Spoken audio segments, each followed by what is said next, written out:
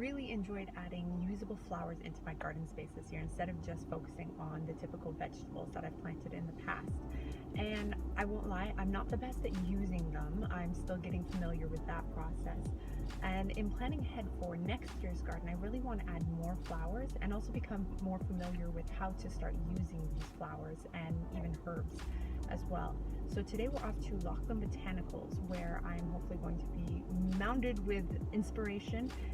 They are a botanical farm out in Milton, and they do all sorts of flowers and herbs, and they have sunflower fields as well, and then they make a whole bunch of products. And I think this is only their second year that's open to the public, so I'm really quite excited to see them and find out what I'm going to learn today, and we're going to take you guys along with us.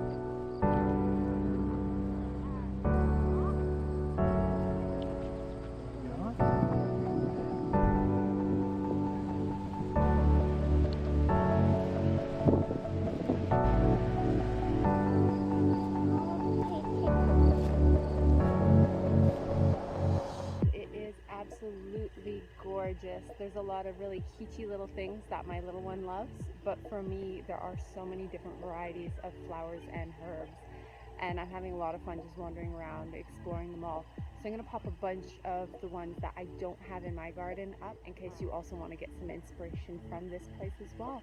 It's totally worth the drive to come out and see on your own though.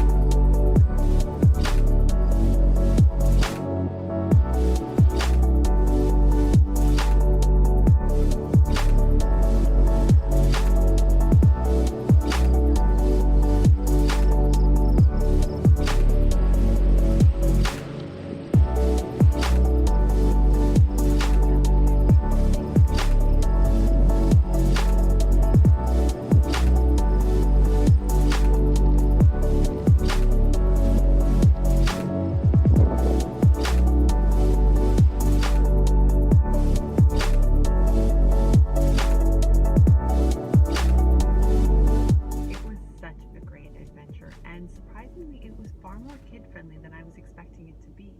My little one absolutely loved the fairy houses and the little gnome village, and they had a little hobbit hole little area as well, which I was not expecting to see little characteristics like that. So that was a really nice treat. In addition to that, they also had swings and a hammock, lots of picnic tables and little Muskoka chairs. So there was a lot where you could just really relax and lose yourself in nature and spend quite a bit of time. It didn't feel like there was anyone hovering over you trying to rush you out of the farm. It was really beautiful, very peaceful, very relaxing. I would highly recommend visiting.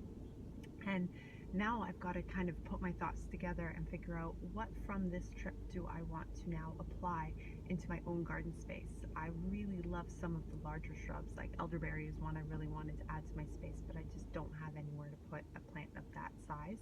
But some of the smaller herbs, I had more than I expected to have from their collection, but they made a really nice map of the space at the entrance, so I took a picture of that, and I'll be able to use that as a reference in seeing where I can fit different elements in, and then also start to research some of the items a little bit further and determine what do I want in my space.